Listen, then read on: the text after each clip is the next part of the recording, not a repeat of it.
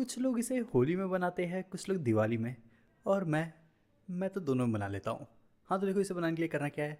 लेना है 1 कप भर के मैदा, जिसमें डालना है लगभग 2 चम्मच घी, और फिर इन दोनों को मिक्स कर लो। और फिर मैदा और घी को मिलाने के बाद अब इसमें डाल दो पानी। पानी ना धीरे धीरे करके डालना, और धीरे धीरे पानी डालकर इसे अच्छी तरह से गूँथ भी लो। और फिर इसे नॉर्मली आटे की तरह गूँथने के बाद ले लो। फिर इसके बड़े बड़े टुकड़े करने के बाद ले लो बादाम। बादाम भी उतने, मैंने पिस्ता भी ले लिया, लेकिन मैंने पिस्ता उतना नहीं लिया है जितना कि काजू बादाम लिया था। फिर इसके भी कर लो टुकड़े टुकड़े, और एक पैन में ले लो 1 चम्मच भर के घी, जिसमें मैंने डाल दिया है आधा कप भर के सूजी। और जब सूजी अच्छी तरह से सेक लोगे, तब मैं इसमें आधा कप नारियल का बुरादा भी डाल दे रहा हूँ। इसे भी अब अच्छी तरह से आ जाए। फिर इसे निकाल लो और निकाल कर ठंडा होने दो।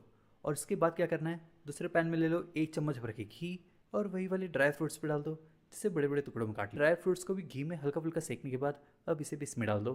फिर ले लो आधा कप भर के चीनी का पाउडर भी।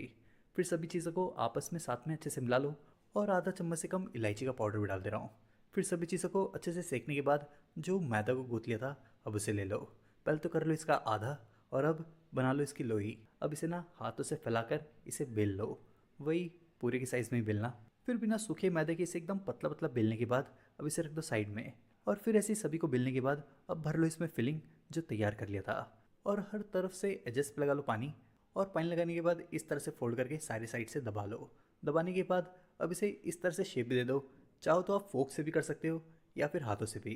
तो देखो पहले तो मैं हाथों से करके दिखा दे रहा हूँ, उसके बाद अब इसे फोक से भी कर ले रहा हूँ। अगर आपको हाथों से करने में दिक्कत हो रही है तो आप फोक से कर सकते हो, और सच कहूँ मुझे दोनों ही अच्छा लगता है। इसके बाद अब इसे डाल दो मीडियम गर्म तेल में।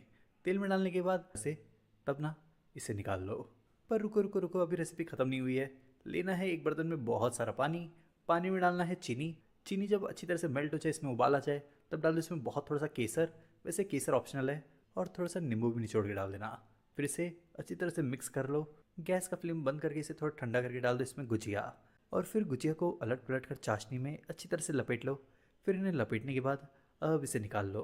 तो देखो यही थी गुजिया की रेसिपी। बाकी अब आप कमेंट करके बताओ कि आपको गुजिया